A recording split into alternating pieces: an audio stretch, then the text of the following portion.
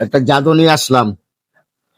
এই দেখেন আমার হাতে একটা জাদুর কাঠি, আরেকটা হলো কলম। এই কলমটার ভিতরে খালি, এমনি তো বুঝবেন না খালি কিনা। ওঠাও তো বাবা একটা এটা।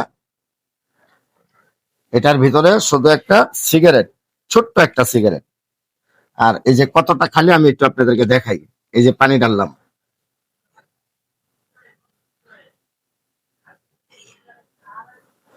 এই যে পানি দেখছেন, এটা পুরাটাই কিন্তু খালি।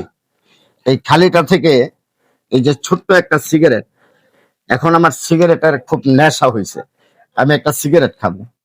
এখন এই সিগারেট তো আর খাওয়া যাবে না, এই সিগারেটটা আমি এখানে দিয়ে দিলাম, আর এই জাদুর কাঠিটা হাতে নিলাম। তুমি একটা ফু দাও। ওস্তাদ তুমি সুন্দর, তুমি মন্ধর, তুমি রত্নের ভান্ডার, রূপ দিয়েছ রূপসীকে মন ভরানো চমৎকার। এই ক্যাকটা আমি লাগিয়ে দিলাম। এবার দেখেন এখান থেকে কিভাবে একটা বড় সিগারেট তৈরি হয়। তো কেউ জাদু ভাববেন না, জাদু কর্নেওয়ালা কাফের, যে বিশ্বাস করে সে মুনাফেক। আপনারা একটু দেখেন আসলে একটা সিগারেট তৈরি হইলো কিনা।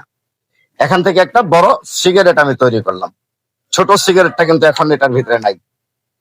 তো জাদুটা যদি আপনাদের কাছে ভালো লাগে, অবশ্যই লাইক শেয়ার দিয়ে আমাকে সাপোর্ট করে যাবেন।